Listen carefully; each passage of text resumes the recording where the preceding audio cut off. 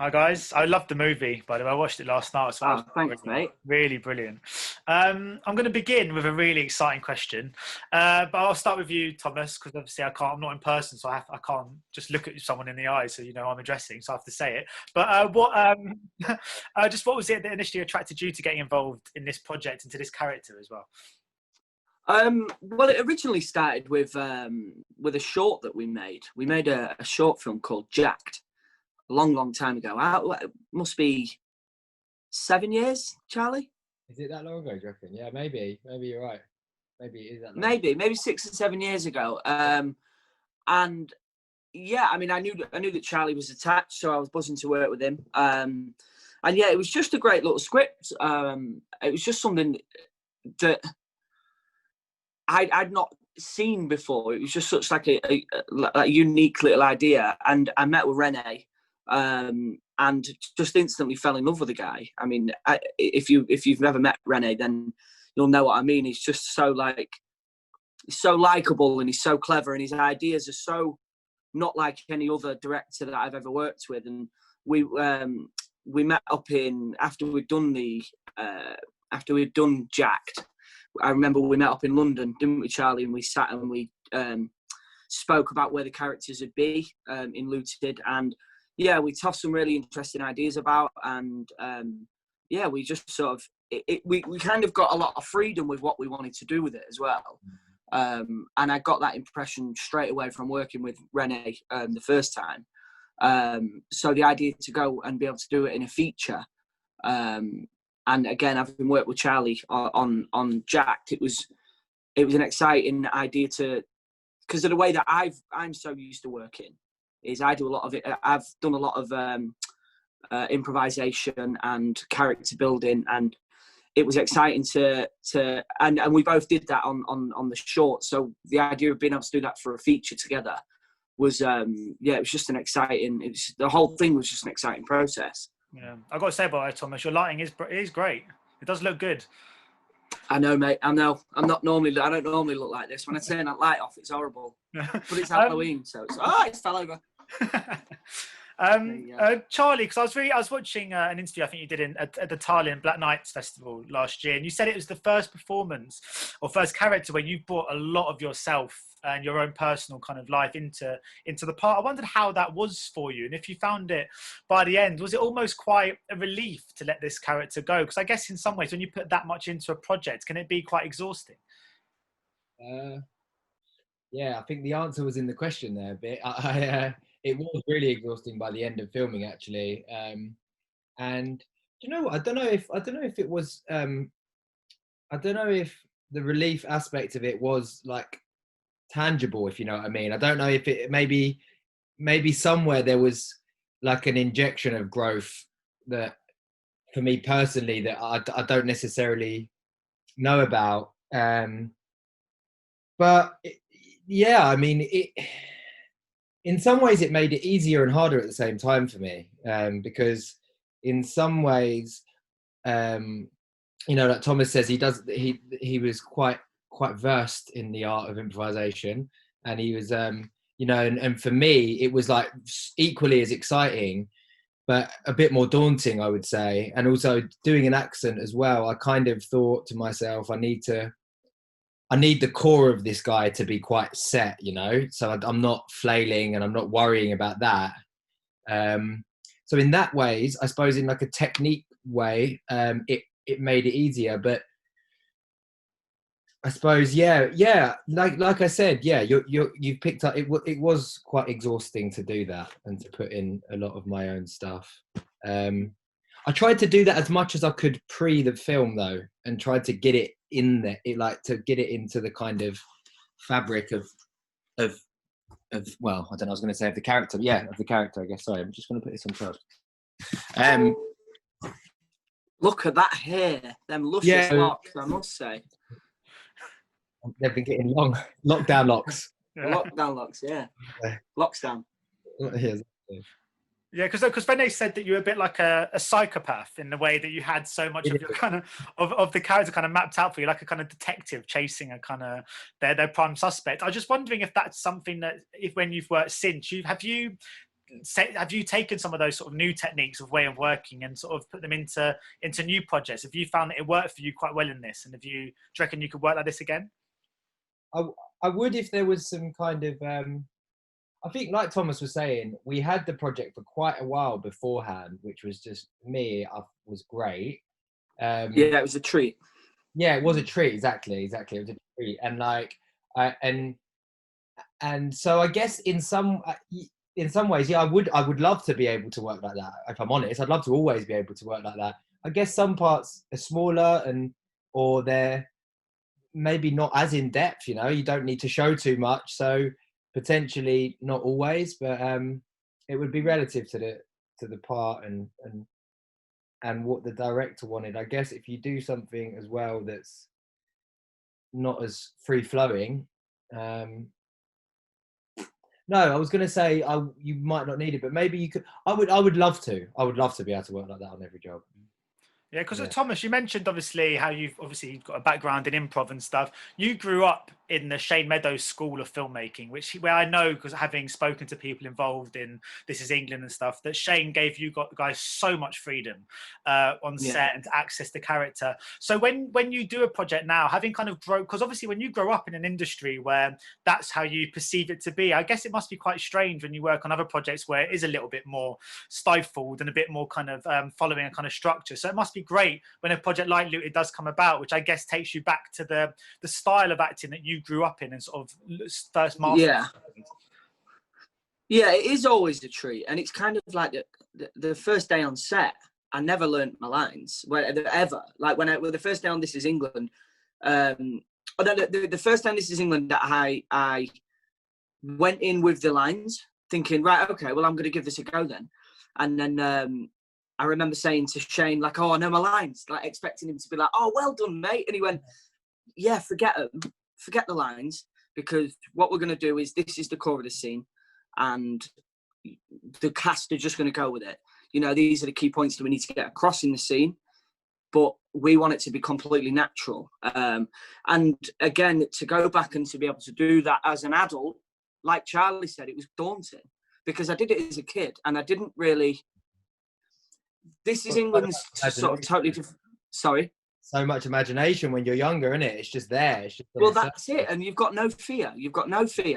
And the thing is with This Is England is we all grew up together. So now when we go back and we do it, you know, it's been a long time since, but because we have all known each other for so long, we can just span off conversations and totally forget that the cameras are there. But you know, it was a bit different for me and Charlie because obviously we know each other. We worked together on Looted and on Jacked, and we stayed in touch.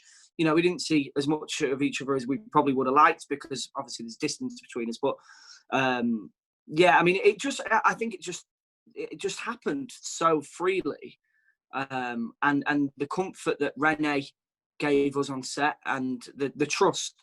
I think the trust that Rene put into us, again, going back to the meeting that we had in the cinema, we pretty much had full control of our characters in our own way. You know, Rene put a lot into it, but it's just such a treat to be able to go on set and to be able to just put whatever you want into it. And you need to have trust between what Charlie's saying, and you need to have trust in what Rene's direction and trust in the art department. You need to have trust between everyone because it's so unpredictable. You never know what's going to happen.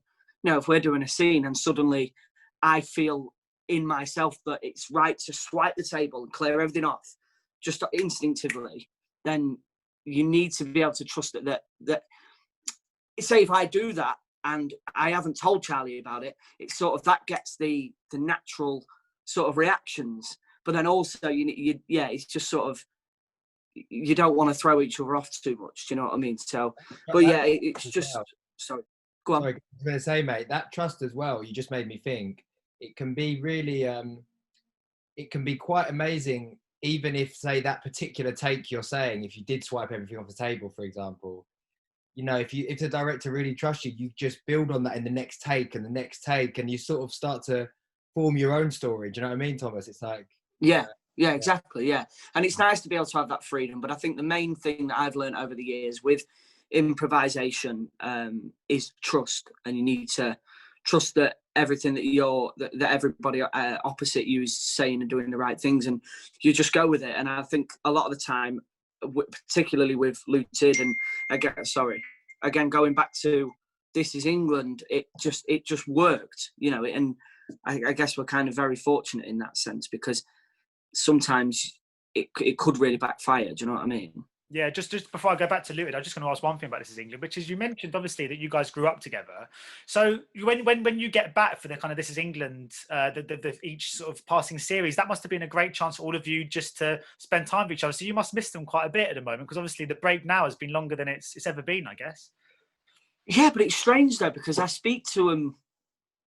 I mean, there's a select group of, you know, there's a few of us that are really good friends. I mean, I was the groomsman at Andy Ellis's wedding, who played Gadget, and you know, we're really, really good friends. We're not just This Is England friends. We are, you know, really, really close friends. So it is strange, and I think now going back, because it's been so long since the last one, and I've done a lot of growing up, I feel personally, and I've learned a lot about myself as an actor.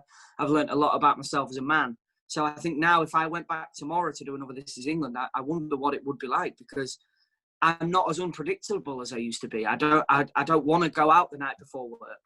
I don't want to go out and get pissed and then come into work and not know what I'm doing. I like to wake up in the morning and go, right, this is happening and this is happening.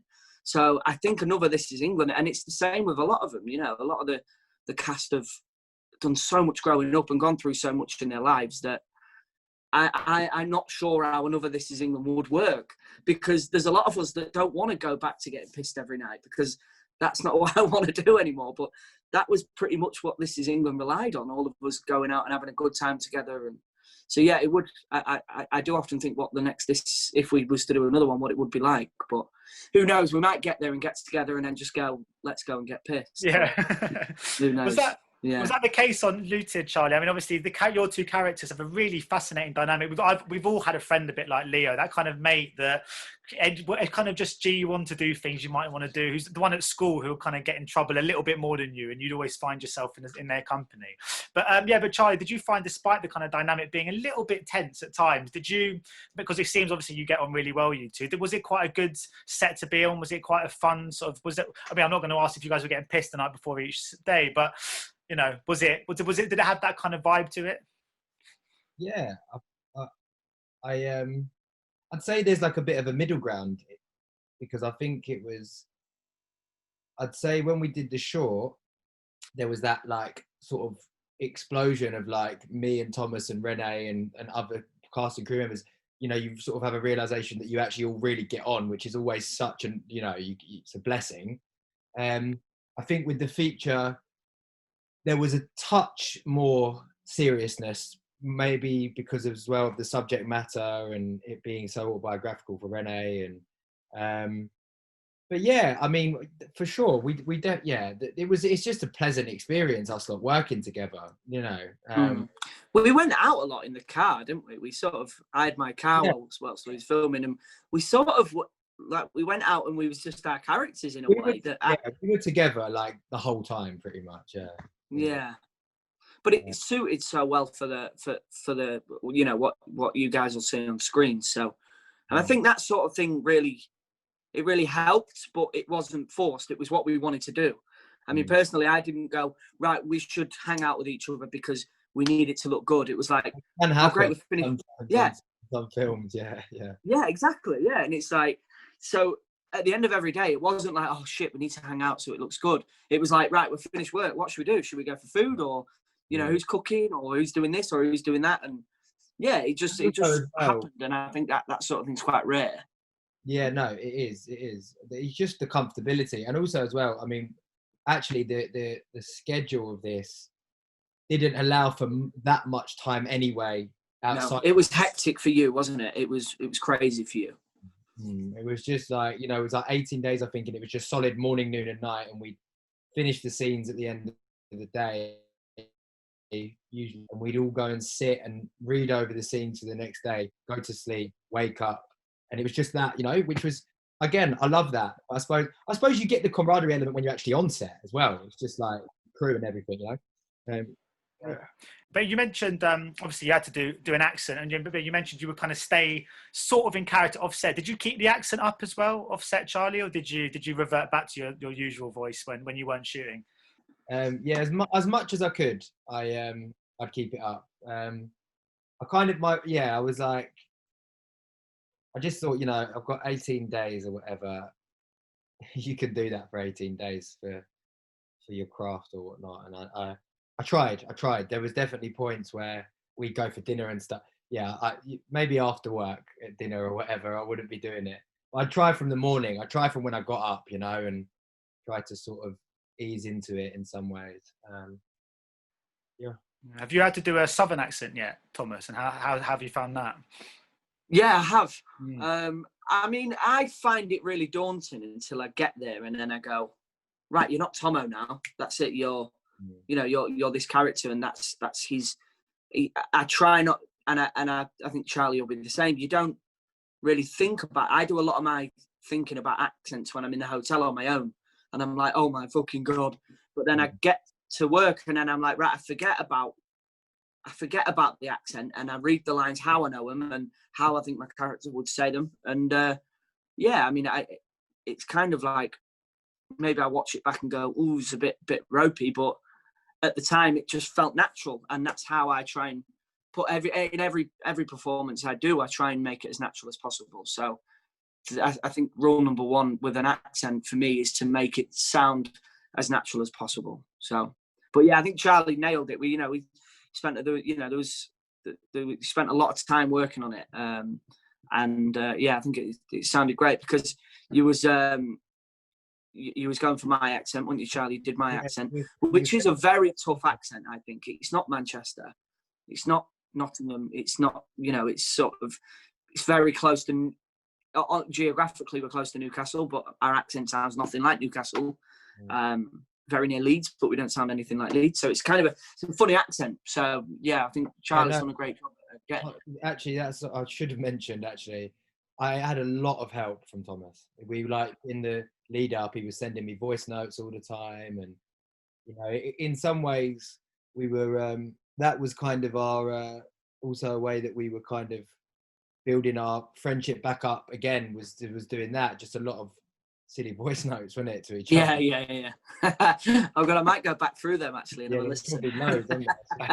And obviously, well, Charlie, I mean, you guys have been talking about how much I think you both appreciated Rene's kind of style of directing. It sounds like he was really great to be on set. I was wondering, Charlie, because obviously when you've worked with someone like Chris Nolan, who sounds like the complete kind of opposite in some ways, such a meticulous filmmaker who kind of goes on to set with a very clear vision of what he wants. I just wondered if you quite enjoy the kind of the art of adjusting and adapting to different filmmakers in the way they work. Is that one of the joys of kind of being an actor? Do you quite like being on set with completely different people with completely different approaches to their craft?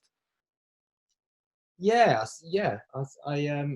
So for sure, like the first few days, or no, the first day on set, and maybe you could even break it down to the first scene, or when you get onto set before that first scene, you have like, I don't know, a few hours maybe of makeup and hair, and it's a real kind of like you sort of everyone's scoping everyone out, and somewhere subconsciously, and you are trying to see what this is going to be like, get an idea of how it's going to go, and that is a massive part of it.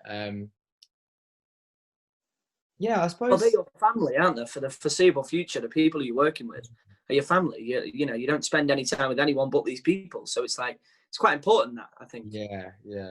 No, it's a big part of it. With that in mind, like Thomas, have you missed? I mean, obviously this year there's been much less going on that front. Obviously everything's kind of been at a bit of a standstill. Just wondered, I think it's out from especially some of the projects you've been on as well in the past, where you have got that camaraderie on set. Has that been something you've missed quite a lot this year? Just being in and around that kind of big collection of people, sort of all working towards one thing. Yeah, in a way. I mean, I was very fortunate that I was on a job in Manchester for just nearly 8 months. I was there in Manchester, so I'd not really seen much of my wife, and I'd not seen much of my friends, and that got shut down due to lockdown in March. And if you'd have said to me at the beginning of that job, do you want 2 or 3 months off with your wife at home, doing nothing, I'd have gone, yes, I'd love that. Under different circumstances, obviously, no one could have anticipated what was going on. But, it, for the first couple of months, it was nice to chill. And yeah, it's kind of like, I guess nowadays with things like Zoom and FaceTime, the amount of quizzes that we did and stuff like that, you can still sort of stay in touch with everyone. And, the Zoom quizzes and having a drink together on Zoom. And it was a bit strange, but in a way, yeah, I mean, I'm ready to go back now. So yeah, obviously I miss it, but yeah, it's kind of like I did enjoy the sort of first couple of months off. So yeah, it's mad those Zoom drinks at the beginning, because I'd somehow still managed to walk from my living room to my bedroom, wake up and not remember my journey home. They were they were good fun those nights. It's weird. I've never been a drinker at home. I think I've been in the house now for 5 years, and I don't think I've ever sat at home and opened a bottle of gin. But me and Charlotte, God, we did that quite a lot. And it was strange. I seem to get more drunk at home because it's quiet and there's no atmosphere. So I was like, a couple of gins in, I was ready to crawl upstairs to my bedroom. Yeah. But, how's it been for you, Charlie, this year? Because I mean, a lot of actors, I've been speaking to so many people, filmmakers and actors and stuff, a lot of people have just really enjoyed this little break, because your job requires so much acting and so much being away from home. Have you quite enjoyed being back for a bit, or have you been itching to get back out there? No, I think I have enjoyed it, actually. No, it's been nice. I think me and my girlfriend have really we really learned whether we're really meant to be together or not. Do you know what I mean? It's like I was too late. I already married mine. You were in. Choice. Yeah, you were in. So I think, but I really do mean that. Luckily, I mean that in a positive way, because we've really learned a lot about each other, and myself as well, for sure. Yeah, I was going to say, yeah. Yeah, it's been, I've seen a lot of positives, actually, and I really hope on a more kind of, it is wishful thinking, but on a bit more of a global scale, I think like there needed to be a slowdown, Yeah. The world, it was, I think you talk to a lot of people, they say a similar thing, that like, oh, I was everything that it was like, that sort of capitalist like sort of mantra actually was really getting into everyone's way of being, of running around doing this, got to get a million things done, and so I think I've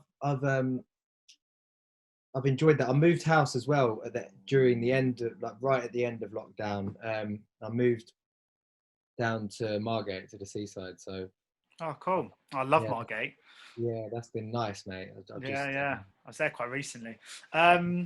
Cool. Well, my final question is, just before I go, because I just wanted to ask you, Thomas, very quickly, because I saw your face crop up in a Game of Thrones episode. I just wondered, we're talking about kind of smaller, kind of independent films like Looted, which have got so much sort of, I'm sure, personal value and stuff. But just from a personal point of view, what was it like just doing, a day or two on Game of Thrones? That must have been quite a fun little experience to be part of. Big. Yeah. Well, so I got sent. I was watching Game of Thrones, and it was season 7 that I did. And I was watching it at the time I got sent the email. And I think I was on like series 5, and I was like, I lost my shit. I was like ringing my dad, I've got an audition for Game of Thrones. And I went and did the audition. And then my agent rang me and said, oh, you've got the part. And I remember like losing my shit, thinking my life is changed. I'm buying a chopper. That's it. I'm going to buy an helicopter. And then I said to my agent, oh, when are they sending the rest of the script? There was like, oh, no, that's it. And I was like, oh, right. So it was just. I won't be getting the chopper. I mean, sorry. Won't be getting that chopper. Just like sending. Yeah, it's buy a little toy one. No, but I mean, all the same, it was a great experience, and to get to fly over to Belfast and to see the costumes and the sets and sit next to Amelia Clark getting our makeup done and things like that was the sort of that made it all worth it. And it was. I'm a huge fan of the show, so it was like. It was a no-brainer to go in and do it. But yeah, it was good fun. I got to meet Ed Sheeran, which was random but funny. Nice guy. But yeah, I mean, the sets for them sorts of things are just like nothing else you've ever seen. And I remember for the audition, I had to go in and say that I was auditioning for a film called The Big Tree. So no one was allowed to know who was auditioning for what, and it was all a bit secretive, and, you know, we had to have coded emails and stuff like that. So, you know, it was kind of a little peek into what, you know, the scale of that show. But then flew back to Grimsby, not on a chopper, on a Flybe plane, premium class. But no, it was good fun. It was a nice experience, and yeah, it was good. It was good. Yeah, no, thanks for your time today. And best of luck with the release of Looted. I thought it was really great. So, thank you, mate. Ladies and gentlemen, you're watching Hey You Guys. Hey You Guys, huh? Hey You Guys. Is that from the Goonies? It is indeed, yeah. Nice. Hey,